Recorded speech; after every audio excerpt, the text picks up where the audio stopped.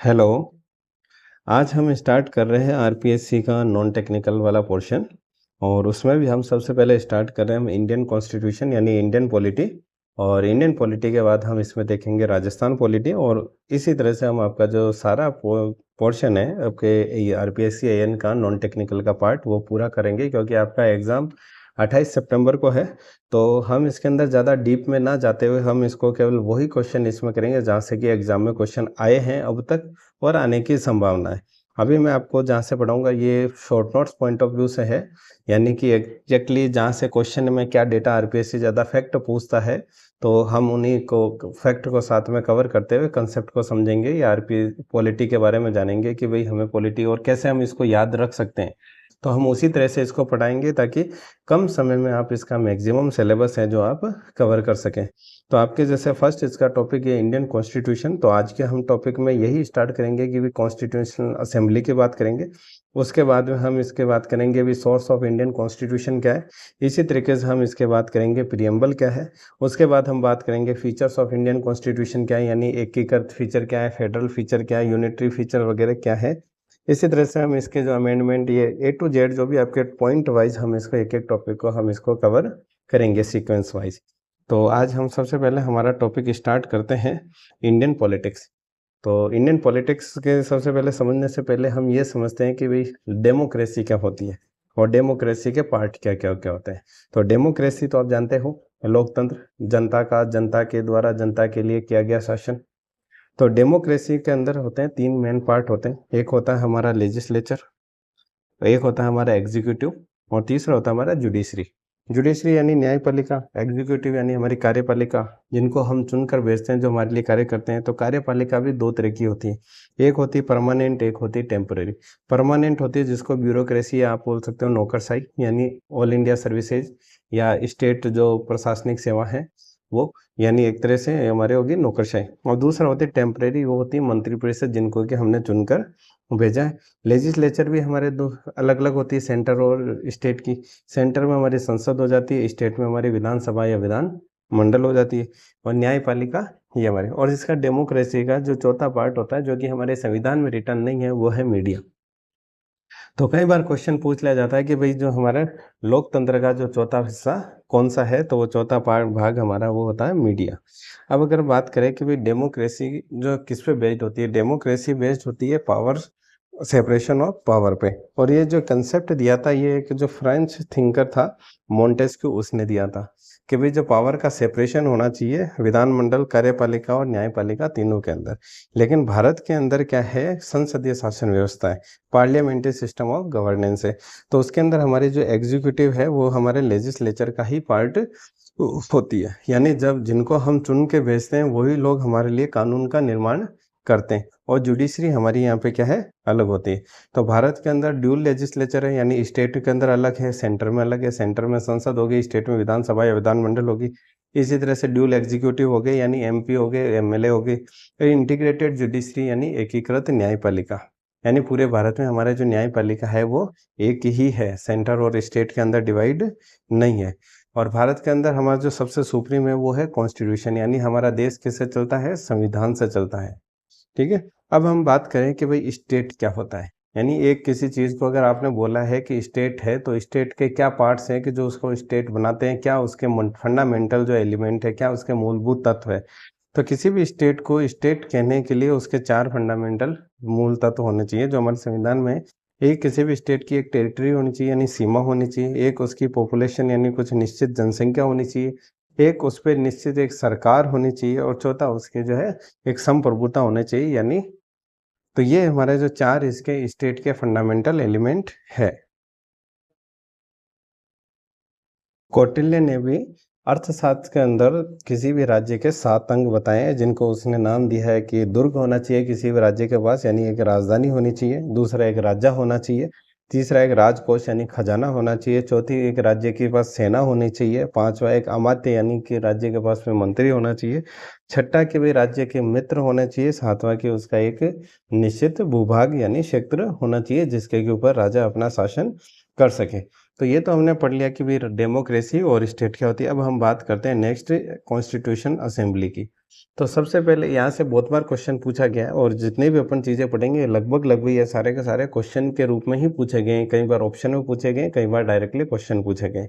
तो अगर बात करें हम कॉन्स्टिट्यूशनल असेंबली की, तो कॉन्स्टिट्यूशनल असेंबली की सर्वप्रथम डिमांड की थी 1895 के अंदर बाल गंगाधर तिलक ने। उसके बाद 1922 के अंदर महात्मा गांधी ने डिमांड की थी। तो सब कई बार क्वेश्चन यही पूछ लिया जाता है कि भाई कॉन्स्टिट्यूशनल असेंबली की डिमांड सबसे पहले किसने की थी। उसके बाद में 1928 के अंदर नेहरू कमेटी ने डिमांड की थी। उसके बाद 1934 के अंदर एम एन रॉय ने इसकी डिमांड की थी। कांग्रेस पार्टी ने ऑफिशियली आधिकारिक तौर पे इसकी जो डिमांड है वो सन 1935 के अंदर इसकी की थी। इसके बाद 1938 के अंदर जवाहरलाल नेहरू ने इसको चुनी हुई संविधान सभा की डिमांड की थी, जो कि यूनिवर्सली एडल्ट फ्रेंचाइजी पर आधारित थी, यानी मतदान के आधार पे जो है कौन संविधान सभा के गठन की बात उन्होंने की थी। 1940 के अंदर 1938 में कांग्रेस ने चुनी हुई की डिमांड की थी संविधान सभा की। 1940 के अंदर अगस्त ऑफर के अंदर जो ब्रिटिशर्स हैं, ब्रिटिश गवर्नमेंट ने ये जो डिमांड है वो स्वीकार कर ली। और 1942 के अंदर क्रिप्स मिशन आया, उसने इसके प्रावधान कर दिए कि भाई जो आपके जो नई असेंबली है वो उसका निर्माण किस तरह किया जाएगा, यानी संविधान सभा का जो निर्माण है वो किस तरह किया जाएगा। तो उसके लिए निर्वाचक मंडल कौन सा होगा। निर्वाचक मंडल के अंदर था कि भाई प्रांतीय विधान मंडल जो भी थे उनके निम्न सदन के सदस्य के द्वारा चुनाव किया जाएगा। और चुनाव करने की पद्धति होगी एकल संक्रमणीय पद्धति, यानी through proportional representative system by mean of single transferable vote के थ्रू। तो ये तो हो गया कि भाई कॉन्स्टिट्यूशनल असेंबली की डिमांड किसने की। अब बात करते हैं कि भाई कॉन्स्टिट्यूशनल असेंबली के अंदर सदस्य कितने थे। तो सबसे उस टाइम सदस्य थे टोटल 389 यानी 389, जिसके अंदर ब्रिटिश इंडिया से मेंबर थे 296 और 296 में से जो कि प्रांतों से सदस्य थे वो थे 292 और 4 जो सब थे वो थे कमिश्नरेट से।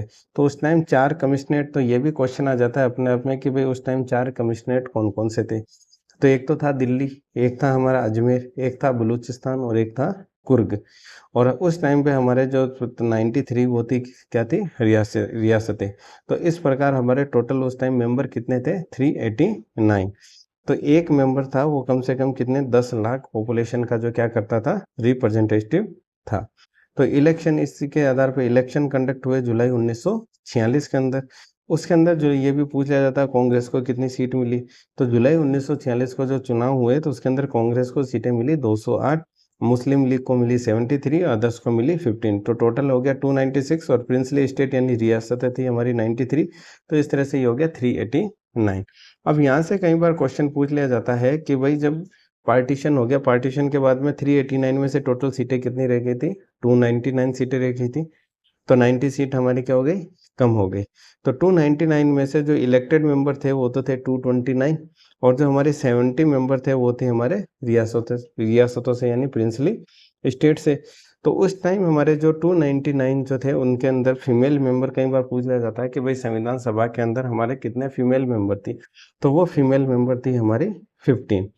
तो ओनली मुस्लिम फीमेल मेंबर थी। अगर कोई पूछ ले कि भाई उस समय केवल मुस्लिम महिला कौन थी तो एक ही मुस्लिम महिला हमारी संविधान सभा में थी, उसका नाम था बेगम एजाज रसूल। इसी तरह से जो एससी मेंबर थे वो थे 26, एसटी मेंबर थे वो थे 33। मैक्सिमम मेंबर जो थे वो थे हमारे संयुक्त प्रांत, जो कि आज का उत्तर प्रदेश आप मानो। तो संयुक्त प्रांत से मैक्सिमम मेंबर थे तो 55। और इसी तरह से अगर कोई रियासतों से सबसे ज़्यादा मेंबर थे तो वो थे 7 मेंबर, और वो कौन सी रियासत से थे, मैसूर रियासत से। तो ये भी क्वेश्चन है कि भाई सबसे ज़्यादा किस रियासत से जो संविधान सभा के अंदर सदस्य थे कितने थे, दोनों के अपने आप में क्वेश्चन है। इसी तरह से ये इंपॉर्टेंट है कि भाई राजस्थान के अंदर संविधान सभा से कितने मेंबर थे संविधान सभा में, तो वो थे 12 मेंबर। तो 11 मेंबर तो हमारी रियासतों से थे और 1 मेंबर थे हमारे अजमेर से। तो सबसे पहले बात करते हैं कि भाई राजस्थान में ये 12 मेंबर कौन कौन थे। तो राजस्थान के अंदर बात करें तो राजस्थान के अंदर जयपुर से थे हमारे वीटी कृष्णमाचार्य और हीरालाल शास्त्री।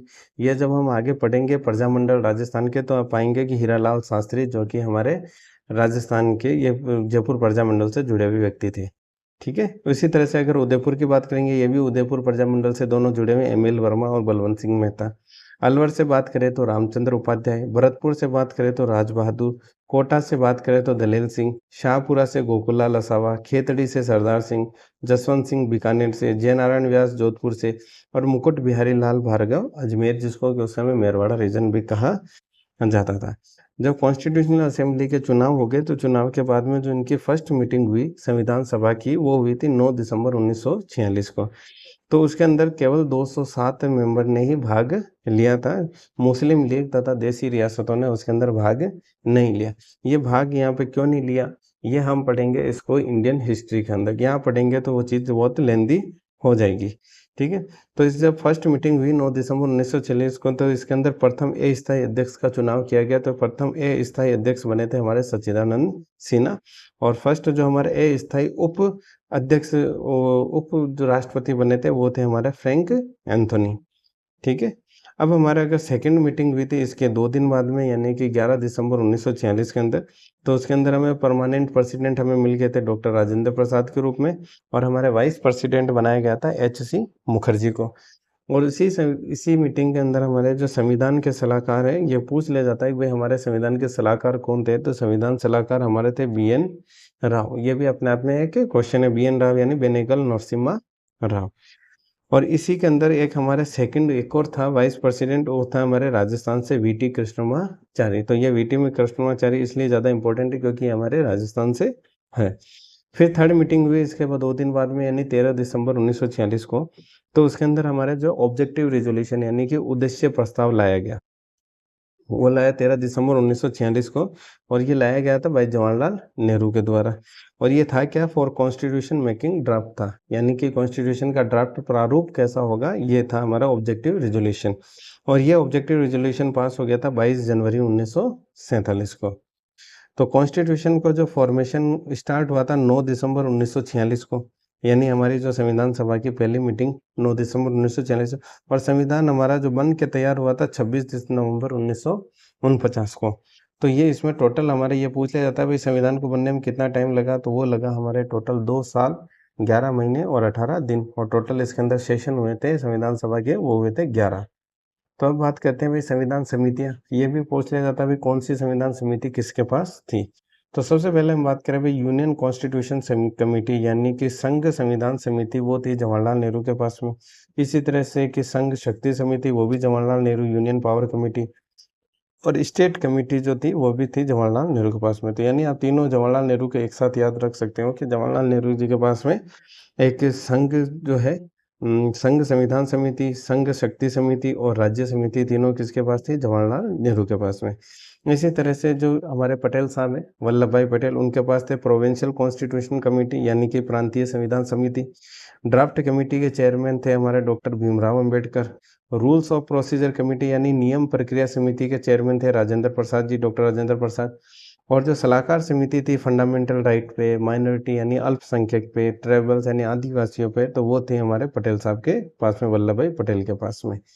तो इनकी जो उप कमेटी थी फंडामेंटल राइट की उप कमेटी थी, उप समिति के जो चेयरमैन थे वो थे जे.बी. कृपलानी। ये नहीं पूछे जाते सब कमेटी, आज तक तो पूछा नहीं गया है, लेकिन फिर भी आप पढ़ना याद रखना चाहे तो आपकी इच्छा है। इसी तरह से अल्पसंख्यक की जो उप समिति थी उसके थे एच.सी. मुखर्जी, और नॉर्थ ईस्ट के जो ट्राइबल एरिया थे उसके थे गोपीनाथ जी। माइनर कमेटी की बात करें तो माइनर कमेटी थी उस टाइम 8 माइनर कमेटी थी, जिसके जो फंक्शन ऑफ कॉन्स्टिट्यूशनल असेंबली यानी कि संविधान सभा के कार्य की जो समिति थी वो थी जी.वी. मावलंकर के पास में। लिंग्विस्टिक प्रिवेंसी कमेटी यानी कि जो भाषाई प्रांतों के ऊपर जो समिति थी वो थी एस के दर, ये हम पढ़ेंगे आगे एकीकरण में भारत का जो भाषाई आधार पर जो राज्यों का पुनर्गठन हुआ उसमें एस के दर साहब का क्या रोल है। और इसी तरह से ऑर्डर ऑफ बिजनेस की बात करें तो डॉक्टर के.एम. मुंशी, ठीक है। अब बात करते हैं हम मेंबर ऑफ ड्राफ्ट कमेटी के। तो ये मेंबर ऑफ ड्राफ्ट कमेटी के हमने चेयरमैन थे हमारे ये बी.आर. अम्बेडकर। इसका जो सेटअप हुआ था, इसका गठन हुआ था 29 अगस्त 1947 का, भारत के आज़ाद होने के बाद में। तो मेंबर ऑफ ड्राफ्ट कमेटी वो थे 7 मेंबर, सातों के सातों नाम इम्पोर्टेंट है। तो एक नाम तो आपको याद रह ही जाएगा, डॉक्टर भीमराव अम्बेडकर। बाकी 6 नाम आपको याद करने पड़ेंगे। दूसरे इसके अंदर आप ये भी देख सकते हो कि भाई जो भीमराव अम्बेडकर है ये दलित से थे, ठीक है। ये सैयद मोहम्मद असादुल्ला ये मुस्लिम हो गए। आप ऐसे भी याद कर सकते हो इनको कि भाई कितने दलित थे कितने मुस्लिम थे, है ना। फिर ये अल्लादी कृष्ण स्वामी अयंगर, के एम मुंशी, अभी आपने नाम पढ़ा है। गोपाल स्वामी अयंगर और अल्लादी कृष्ण स्वामी अयंगर, दोनों आप नाम एक साथ याद कर सकते हैं। और ये आपको दोनों को किसकी जगह रिप्लेस करा ये नहीं पूछा जाता, सिर्फ आपको ये नाम याद रखने हैं कि एक एन माधव राव और टी कृष्णमाचारी। ठीक है, तो आप वापिस एक बार से 7 नाम देख लेते हैं कि मेंबर ऑफ ड्राफ्ट कमेटी कौन कौन थे। एक था डॉक्टर भीमराव अंबेडकर, एक था सैयद मोहम्मद सादुल्ला, एक था अल्लादी कृष्ण स्वामी अयंगर, एक था हमारा गोपाल स्वामी अयंगर, फिर हमारा के एम मुंशी, फिर एन माधव राव और टी कृष्णमाचारी। तो ये हमारा जो संविधान बना है ये हमारे 3 रीडिंग के अंदर पास हुआ है। पहली रीडिंग इसके अंदर चली थी 4 से 9 नवंबर 1948 को। इसका गठन हो गया था 29 अगस्त 1947 को। पहली रीडिंग हुई थी 4 से 9 नवंबर 1948। सेकेंड रीडिंग हुई इसकी 15 नवंबर से 1948 से 17 अक्टूबर 1949। और थर्ड हुआ हमारा 14 से 26 नवंबर 1949 को। ठीक है, तो इसी तरह से हमारा जो 26 नवंबर 1949 का हमने हमारे संविधान सभा का क्या कर लिया, संविधान को क्या कर लिया, एडॉप्ट कर लिया। तो जब हमने संविधान को, यहाँ से बहुत सारे क्वेश्चन बनते हैं कि जब हमने संविधान को एडॉप्ट करा उस समय क्या स्थिति थी। उस समय हमारे पास में एक प्रस्तावना थी यानी ए प्रियम्बर, 395 आर्टिकल थे, 8 हमारे उस टाइम अनुसूची थी और 22 हमारे उस समय संविधान के भाग थे। आज वर्तमान में 22 भाग की जगह हो गया 25 भाग, 8 अनुसूची की जगह अभी वर्तमान में है 12 अनुसूची, 395 आर्टिकल की जगह अभी 465 आर्टिकल है और एक हमारा प्रियम्बर आज भी विद्यमान है। तो जब 26 नवंबर 1949 को हमारा संविधान को हमने स्वीकार कर लिया तो उसके टाइम ही 15 आर्टिकल थे जो 26 नवंबर को ही लागू कर दिए गए, 15 आर्टिकल। तो कई बार पूछ लिया जाता है कि इन 15 आर्टिकल कौन कौन से हैं जो संविधान 26 नवंबर को ही लागू हो गए थे।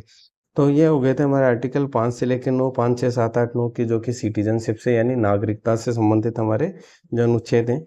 60 जिसके अंदर हमारे राष्ट्रपति की शपथ है, 324 जिसके अंदर हमारा इलेक्शन कमीशन है, 366 और 67 जो कि डेफिनेशन एंड इंटरप्रिटेशन है। और इसी तरह से 3 ये नहीं पूछे जाते मैक्सिमम, ये तीनों से यहाँ से क्वेश्चन पूछ लिया जाता है।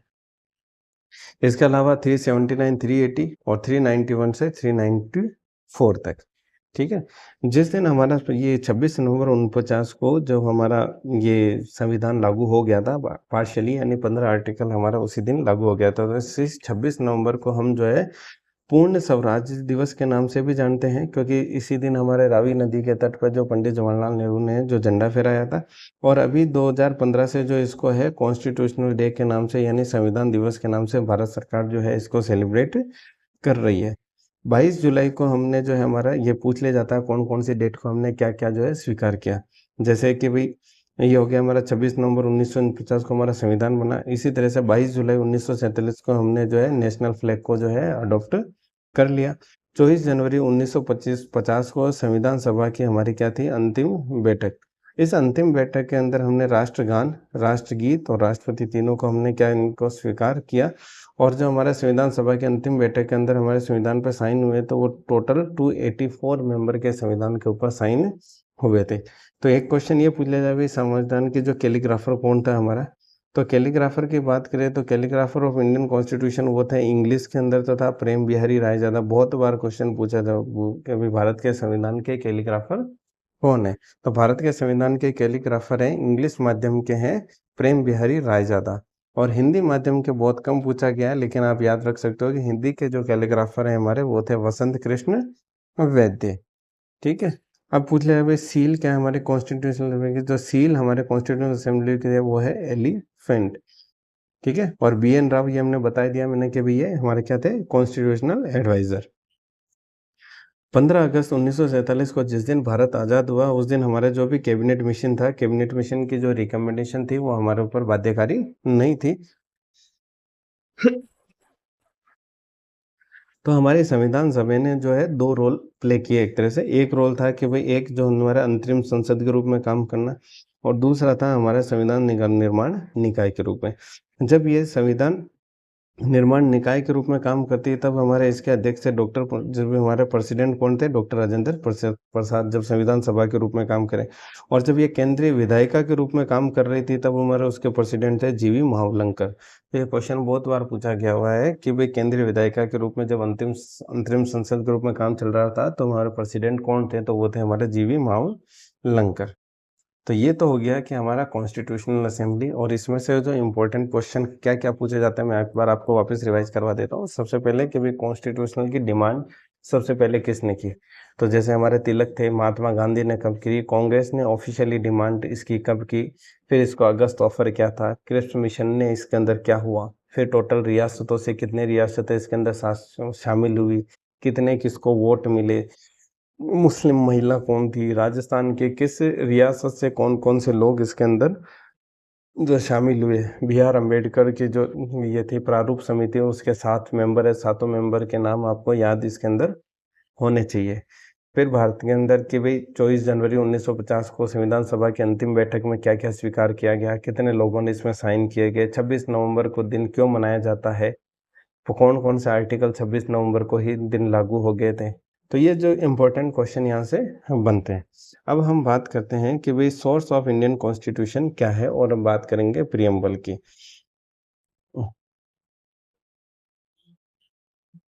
तो मेरे हिसाब से ये आज के लिए काफ़ी है, ये हम नेक्स्ट लेक्चर में बात करेंगे कि भाई सोर्स ऑफ इंडियन कॉन्स्टिट्यूशन और प्रियम्बल के बारे में।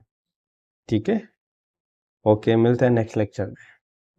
और अगर आपको कंटेंट पसंद आए, पीडीएफ तो मैं नहीं दे पाऊंगा आपको, अगर किसी को चाहिए भी तो भी, लेकिन अगर आपको ये रिक्वायर्ड हो आप मटेरियल, तो आप ये ज़रूर वीडियो देख सकते हैं, और अगर आपको पसंद आए तो प्लीज़ इसको शेयर ज़रूर कीजिएगा। Thank you.